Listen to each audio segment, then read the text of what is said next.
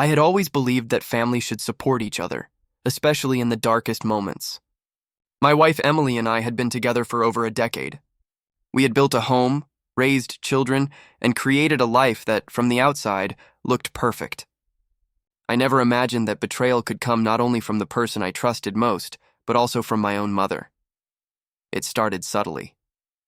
Emily became distant, secretive, and evasive. Late-night calls, whispered conversations, and sudden trips became the norm. My instinct screamed that something was wrong, but I wanted to trust her. I discovered the truth in the cruelest way possible. Emily had been unfaithful, and she was now pregnant with her affair partner's child. The shock and heartbreak were crushing, but what made it even worse was my mother's reaction. Instead of supporting me, she blamed me entirely for the betrayal. In her eyes, my faulty genes and supposed shortcomings were the reason Emily had strayed. Not only that, she insisted that I take Emily and the affair child back as if nothing had happened.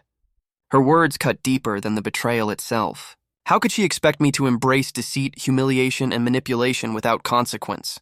I realized immediately that I needed a plan, a precise, calculated response that would deliver justice and reclaim control. Acting impulsively would only serve the betrayers. Instead, I began by gathering evidence. I documented Emily's affair through messages, emails, and secret meetings. I also recorded conversations with my mother, highlighting her insistence that I accept the impossible and ignore the betrayal. Once the evidence was secure, I consulted legal experts to protect my rights, secure finances, and establish clear boundaries regarding custody, property, and family assets. Every action I took was deliberate, ensuring that Emily and my mother could not manipulate the outcome. Then came the psychological strategy. I let both Emily and my mother believe they had the upper hand, that I might comply with their demands. Their overconfidence made them careless, leaving additional traces of their deceit and arrogance. I collected these meticulously, knowing they would make the final revelation undeniable. The day of reckoning was carefully orchestrated. I presented the full truth to Emily and my mother, including proof of the affair, the paternity of the child, and her manipulative efforts to pressure me. The shock on their faces was immediate. Emily tried to justify her actions, and my mother attempted to rationalize her advice, but the evidence was indisputable. The betrayal and manipulation were exposed in a way that left them powerless. I didn't stop at personal confrontation.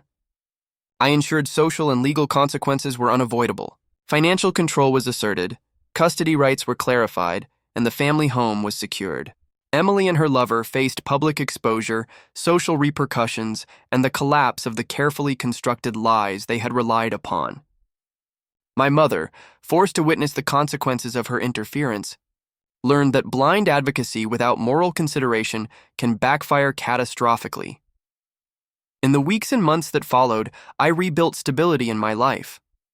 I focused on protecting my children, preserving emotional well-being, and reclaiming authority over my home. The betrayal, compounded by my mother's misguided insistence, became a catalyst for empowerment and strategic justice. I transformed devastation into control, heartbreak into empowerment. Months later, the aftermath was complete.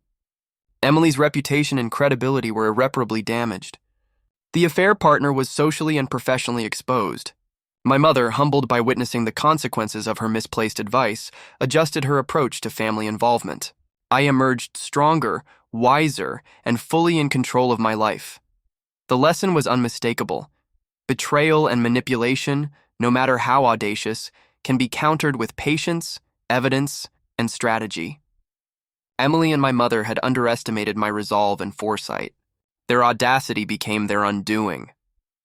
In the end, I didn't just survive betrayal. I reclaimed dignity, authority, and control. Revenge was not about cruelty. It was about justice, accountability, and empowerment. Emily's cheating and my mother's interference became catalysts for a strategic response that restored balance and ensured that those who underestimated me learned lessons they would never forget.